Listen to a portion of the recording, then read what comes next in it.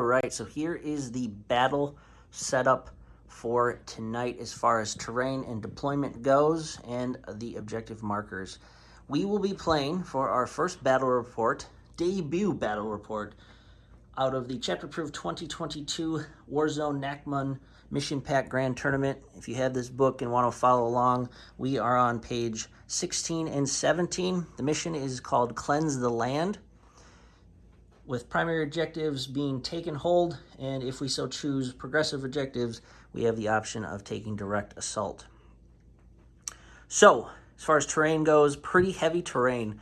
The way we like it, especially for smaller point battles with smaller unit sizes, you can kind of get into the nitty-gritty of the terrain, kind of get down alleyways, under gantries, and position your armies.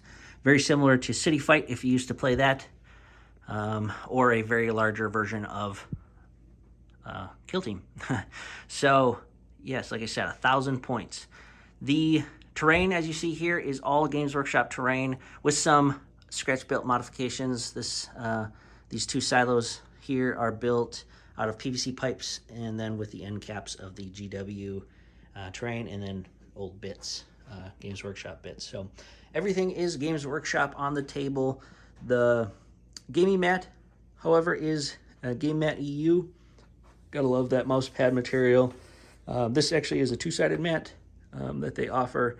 The opposite side is a kind of Necron Manufactorum looking green light setup. But this version is intended to be, kind of has the Eldar ruins, Necron rune look to it, and then kind of overgrown with grass and dirt. Great mat that they put out and themes it nicely.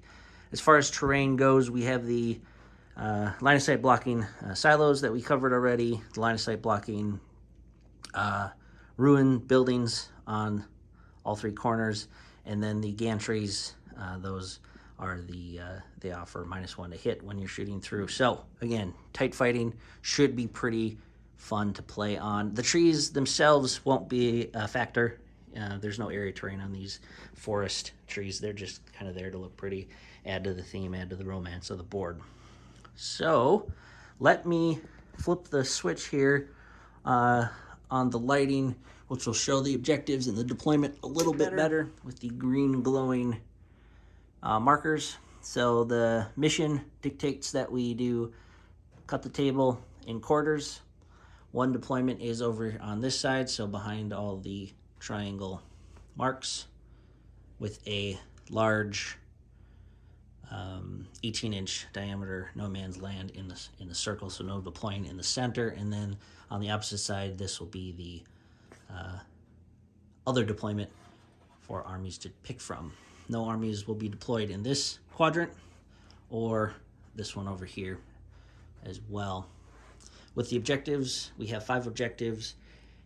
One in the center in no man's land, tucked in under that gantry. In this deployment zone, we have one right up close to the silo here. And then in the other objective, in the other deployment, we have one tucked in by the statues. And then in the other quadrant, we have one in this dark alley that you wouldn't probably want to venture in. And then in this quadrant, we have one in front of the other Manufactorum building. So that is deployment maps. Depending on who wins the roll-off, we'll see an army deployed here, and we'll see an army deployed over there. Let's get into the armies next. I will be using my Necron army. At 1,000-point battle, this army comes in at 993 points. Patrol detachment, let's get into it. For the HQ slot, we currently have the Plasmancer. One of my favorite picks for HQs. His mortal wound capabilities are a great addition to the Necrons since they don't have any psychers. And his Plasmic Lance is a great weapon. Plus, Warlord trait is Hyperlogical Strategist, and the relic is Veil of Darkness. So he can jump out there, bring a unit with him, and do some damage early on in the battle or late in the battle, depending on where he's needed. In the troops slot, we have 18 strong Necron warrior unit, all equipped with Gauss Reapers. Again, if they can get up close and personal with that Veil of Darkness, they usually do take out a unit pretty fast and stick around afterwards. In the elite slot, Scorpic Destroyers, if you used them in the past, they do work if they can get stuck in combat. Got to get them there, but with their points reduction recently, I do think they're definitely worth it, and 3 of them should do some work today.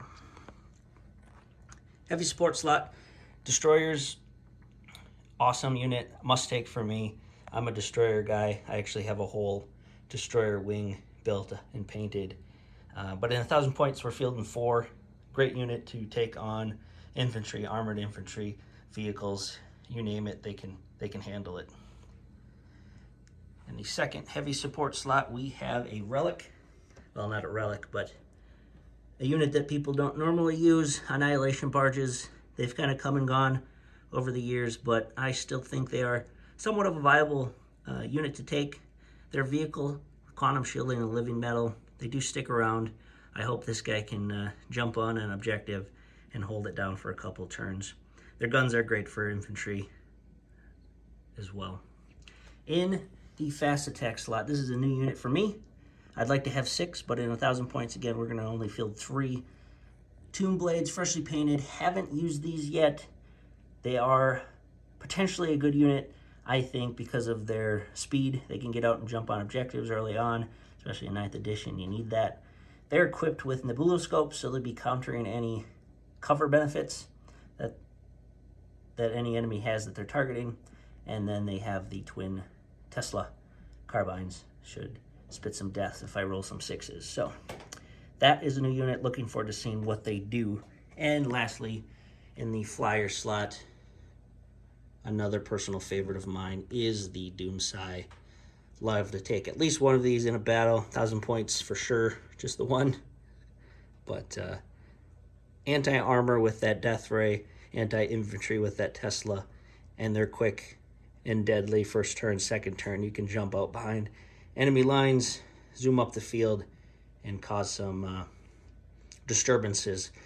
So here is a pretty looking 1,000 point Necron Sawtek Dynasty force. Let's get on to the Genestealers. This is my Genestealer cult army. It is Twisted Helix, doing that for the +1 strength, +1 inch move, and their version of transhuman.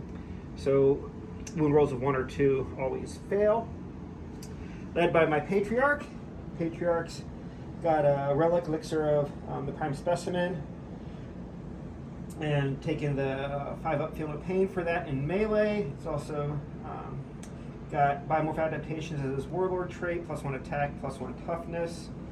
And then for psychics, he's got his smite Sonic Blast, which I take because of the mortal wounds it deals out, and Necron reanimation protocols don't work for that, and then Might from Beyond for the extra attack if needed in melee. The other HQ is my Magus.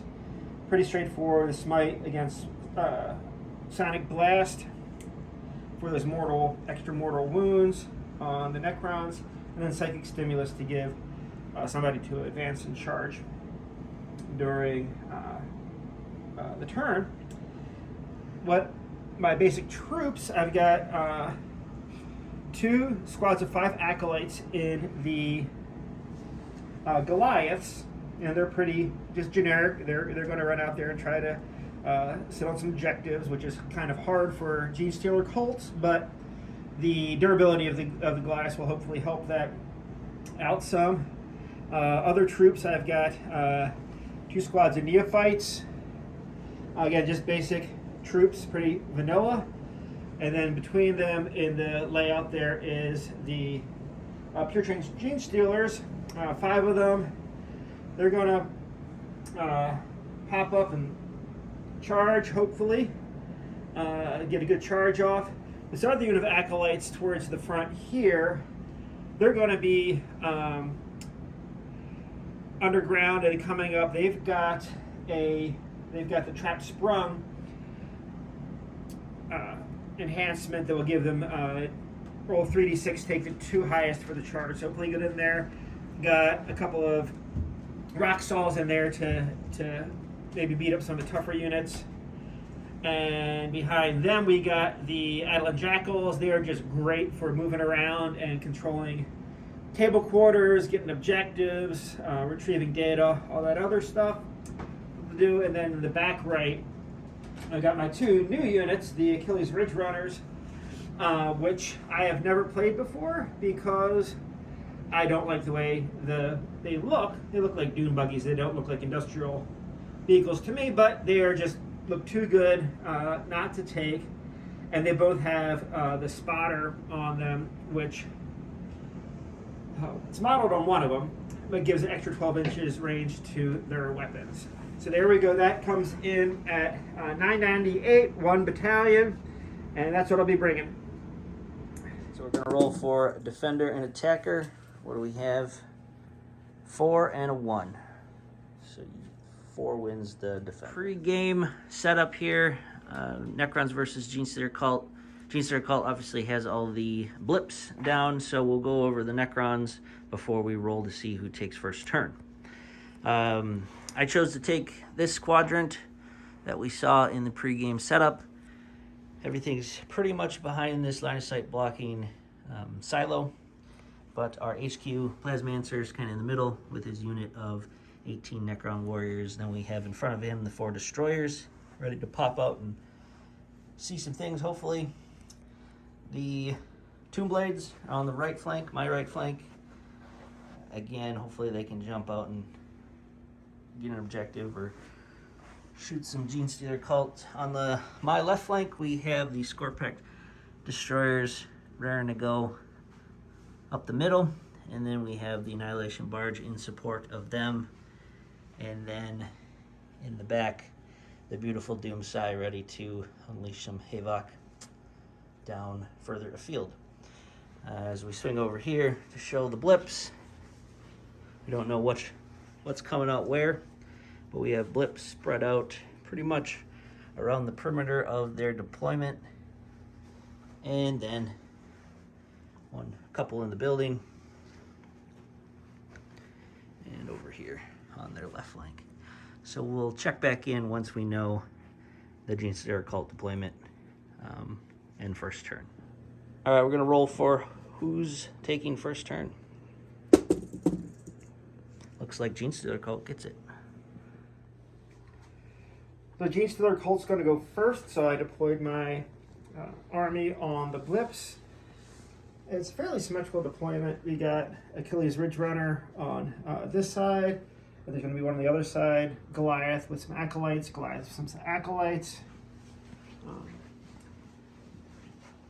And here we've got my mages on the board and a squad of neophytes. Another squad of neophytes over here. There's that other Goliath I was telling about, and then a Ridge Runner over here. So the Ridge Runners are out in the flanks. These guys are underground. So this is Acolytes underground, Jackals underground, Patriarch underground, and Pure String Genestealers underground.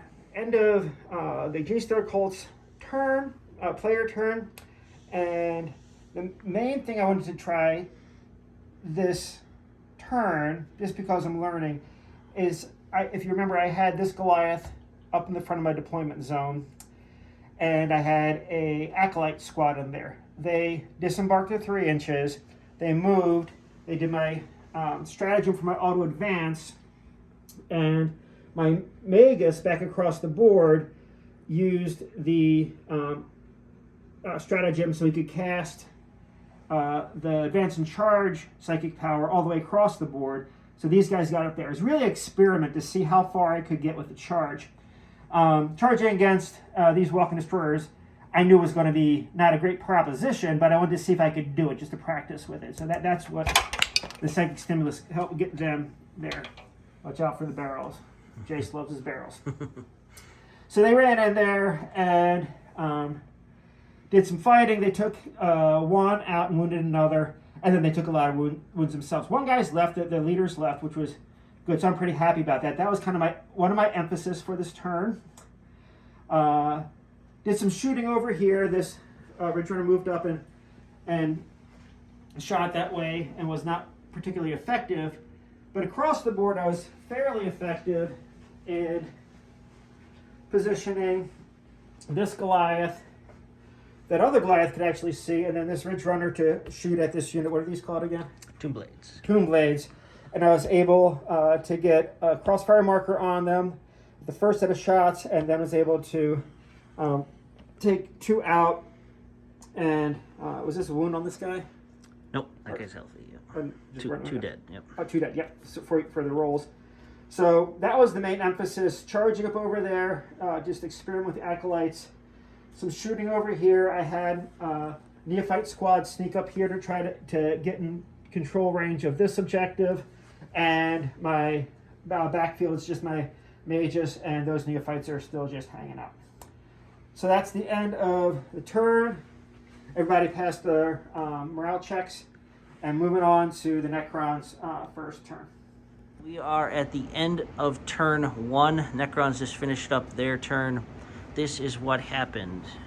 The remaining Tomb Blade over here came over to claim this objective, or to hold this objective, while his teammates kind of went further afield. He also gunned down that last remaining acolyte. He was open to shoot because I did fall back with the Scorpec Destroyers. They moved afield to get this objective and overcrowd this, so we have 3 to the 1. So we claimed that. Annihilation Barge followed suit over here.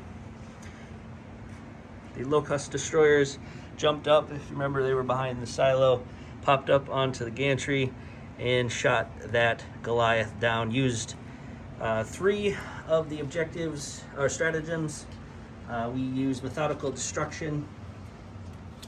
We used extermination protocols, and we also used the disintegration capacitors. So that was a big command point drop, but it was kind of worth it to bring it down to 1 wound remaining on the Goliath, and then the Doomed Sigh, which flew over here, took the rest of it down with the Death Ray.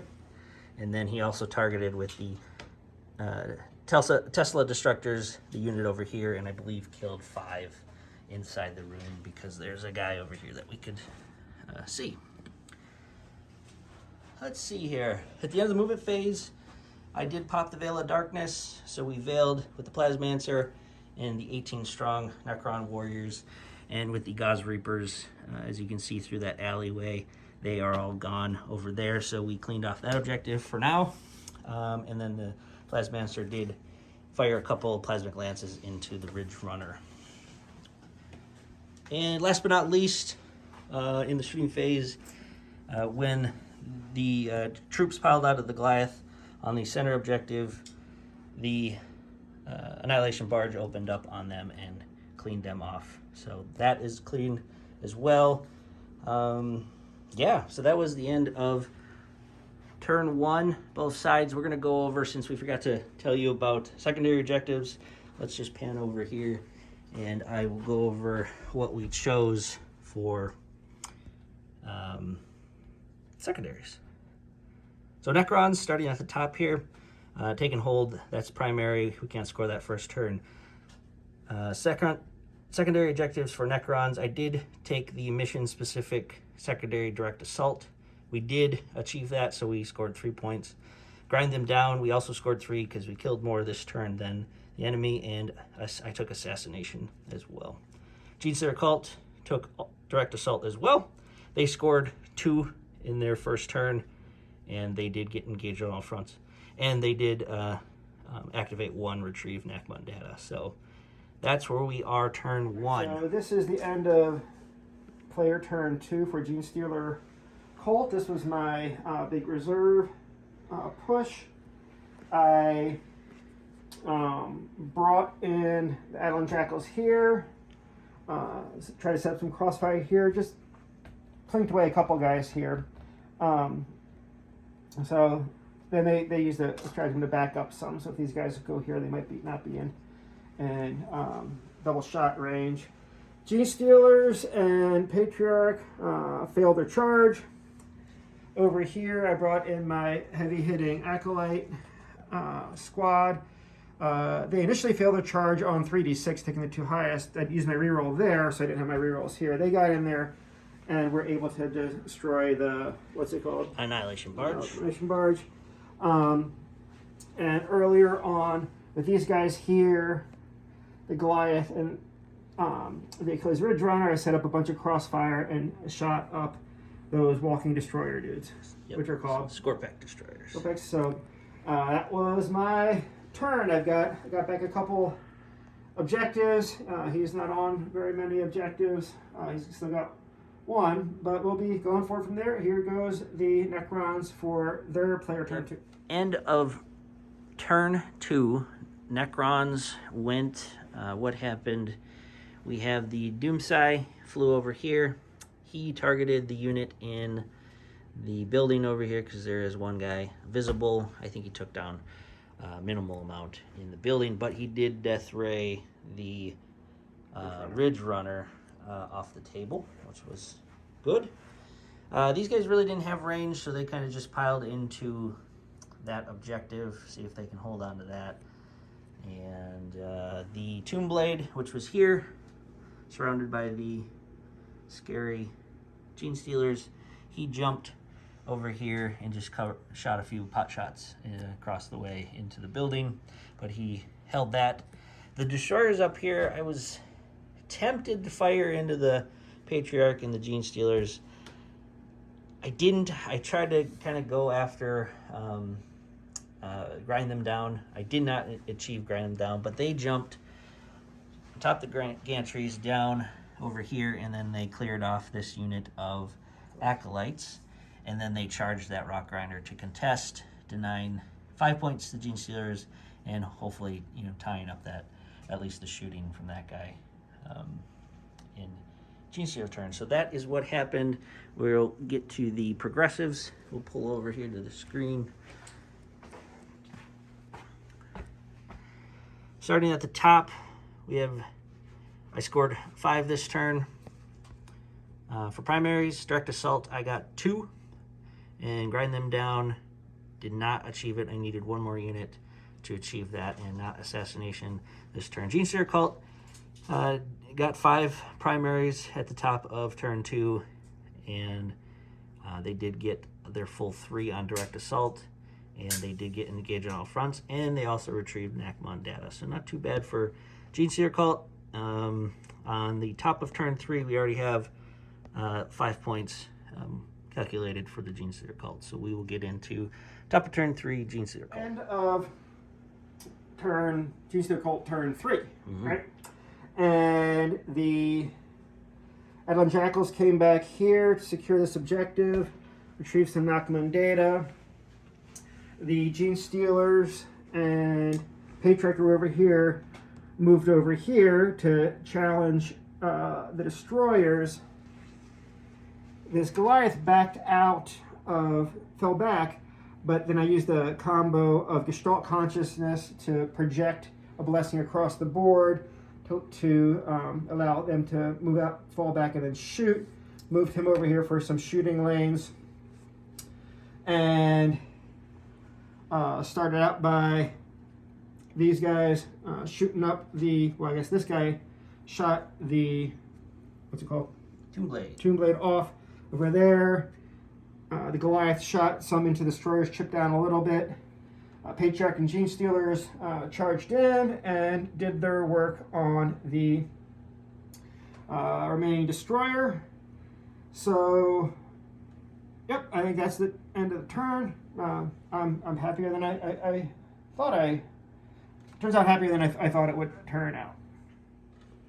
Quick turn for the Necrons. Not much left alive. We have unit of troops, Doomsai and Plasmancer left on, I guess it was my right flank in the battle. So what we're trying to do here is, I guess, swing back left. We bring the Doomsai. We tried to take out some of the Jackals, but just couldn't get the dice rolls hitting.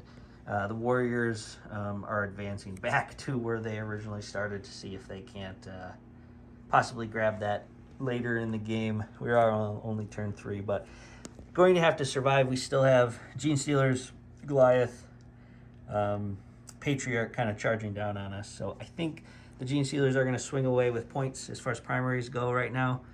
They have field domination. So we'll see what happens, but the turns probably go pretty quick from now. We're at bottom of turn 4. We just finished up. Since we are going quick, we're going to do the synopsis of both sides. What happened in the Genestealer cult phase, the Jackals moved over here from the objective to grab that one.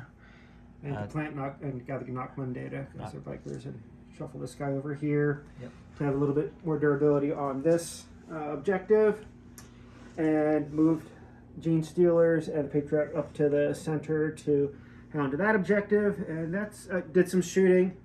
When these guys are running through, the warriors are coming back to this objective. Did some smites on it with the Patriarch, or smite and Sonic Blast, and then picked off a couple with the Achilles Ridge Runner shooting down through a narrow alley.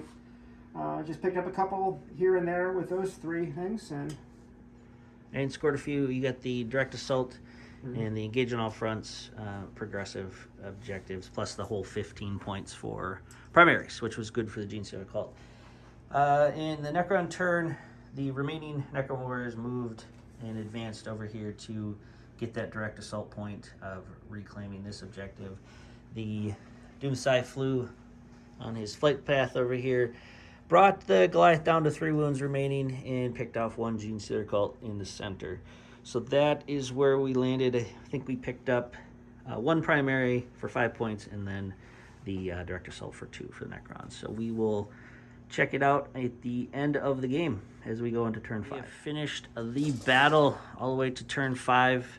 Here's what happened in the end. Pretty much the Genestealer cult army swung around here to shoot off the Necron warriors. Plus we had a good advance in move with the Genestealers, and they got their charge off and finished off the warriors in assault. So they cleared off that objective. Only thing left alive for the Necrons is the Doomsday. He made a full circle around the board. In his last fly passover, he took down the Ridge Runner with his death ray, and he did wipe off the unit of neophytes in the building finally. So he did score himself, grind it down for 3 points. At the end of the battle, the Genestealer cults really took off mid-game. As you can see here, I'll leave this up for a little bit. Necron primaries, we took 20, and secondaries, we took 7 in direct assault, 6 in grind them down. Assassination was not achieved, unfortunately. Genestealer cults took over with 40 points for primaries. Direct assault 12, engage on all front 11, retrieve Nachman data. They got all 4 of those, so they got 12. So a total of a big whopping 75 points for the Genestealer cult to the Necron, total 33. So big victory for Genestealer cult. Wow. Well, the Necron winning streak has been stopped in its tracks there. 75-33 Genestealer cult win. That was a bloody one. Usually for the Necrons, they do stick around, but this time not so much. I think the Necrons did have a good first turn punchback after the initial first turn Genestealer cult move and first turn charge that they made. They did eliminate early on. They eliminated 3 units right away in their first turn, which was huge. I was feeling pretty good about that. We did push forward a little bit, but when that second turn reinforcements came from the Genestealer cult, yes, they didn't get all but 1 charge. They failed, but the 1 charge they did make by taking that Annihilation Barge and then shooting down those Scorpion Destroyers, that was a huge, I think, turning point for them as far as doing enough damage to the Necron force that I just couldn't come back from it. I couldn't counterpunch the second turn reinforcements, Genestealers, which I think that's Genestealer cult. That's what they do.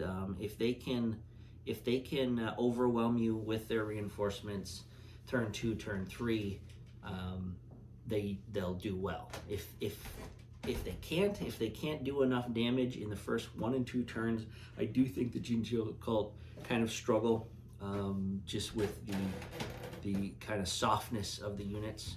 But with Chris's new additions of the Ridge Runners, giving him a little more fire support, I think that was beneficial to the army list. And again, at 1,000 points, you can't make as many mistakes just because you don't have a lot of models to fill in those gaps.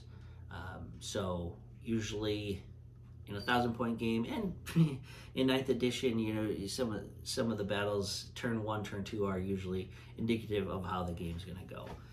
Sometimes you get a battle that will go back and forth, that is close throughout the 3-4 turns into it. But we found 1,000-point, smaller point games, you usually kind of see after turn 2 a pretty big deficit of army total models down and points up for the other team. So it was fun. It was a interesting battle. It did swirl around. I like battles that swirl around the battlefield. I don't typically like it when it's a football match type of charging at each other, medieval style. But this one did have a lot of back and forth. Troops were moving. I would have to say for the Necrons, the MVP would probably be the Doomsday. If I did not have the Doomsday, I wouldn't be doing as much backfield damage. It took out both the Ridge Runners throughout the game. It did chip away with the Tesla at the troops, which is always a good thing to kind of hit backfield units. And I think for the Necrons, you do need that because they don't, yes, they are a shooty army, but they don't have a huge amount of range to kind of get out there, with their guns. You have to move forward, that kind of slow advance, move forward and shoot your way. So the Doomsday allows you to get around the table, hit key armored units, which it did nicely.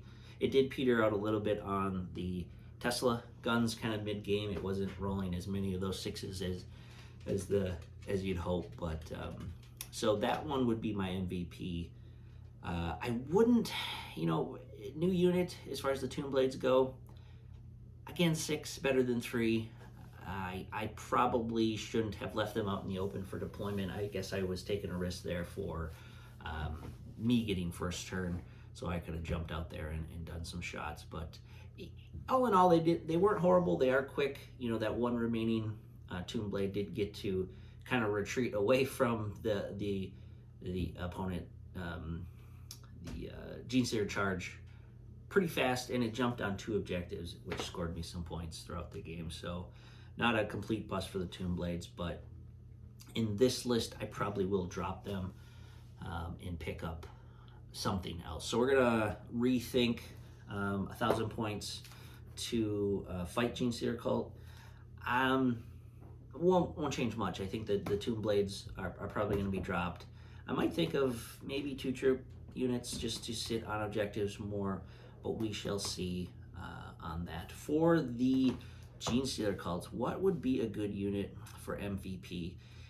I know for me personally as the opponent, I know the Patriarch in the 5-man Genestealer unit that came in did fail their charge first turn, which was frustrating to Chris, but I do think I would give him the MVP because he did, once he was on the board, again, I didn't have enough units left alive to counter him on the board. I was tempted in turn 2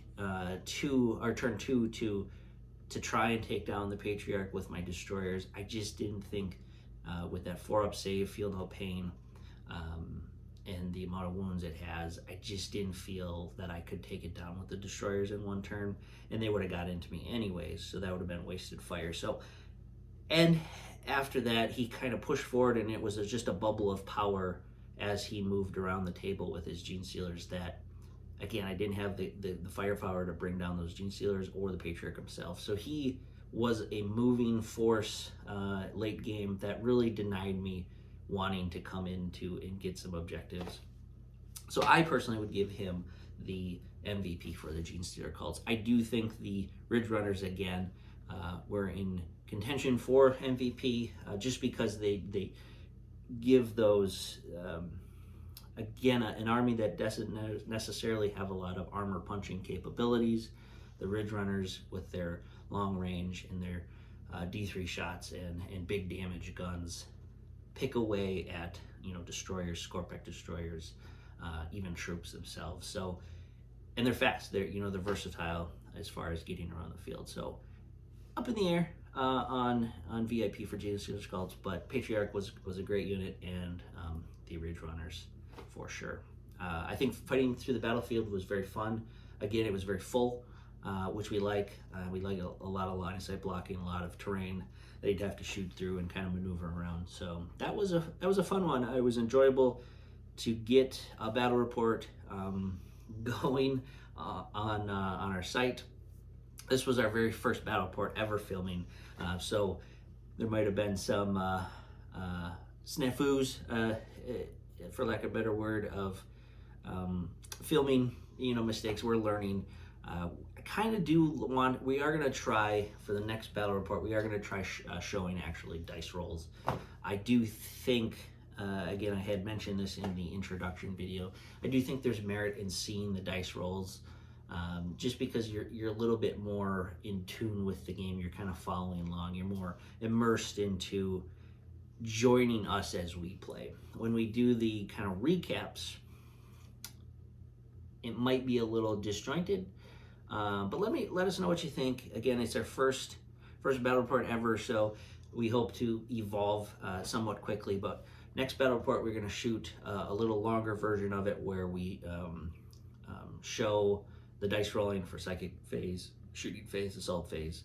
We won't necessarily show us moving units. I think we could recap what moved where, but we'll turn the cameras on right away when we get into the actual nitty-gritty of playing the game of dice rolling, just so you can see what's happening. You can see us removing models as they fall, and you can see the psychic powers we use. Then you can see a little bit more of the stratagems in play, instead of us just telling you that we use the stratagem. So if you're not familiar with a stratagem, that will allow you to actually see what's going on. So yeah, we are learning. Excited to get this one going. I'm gonna edit it up and get it on YouTube very shortly. So 1,000 points debut battle report for us. Necron army versus Genestealer Cult at 1,000 points. Was a fun mission. Genestealer Cult, big win, 75-33. Catch us next time. Like and subscribe, and we will see you next time.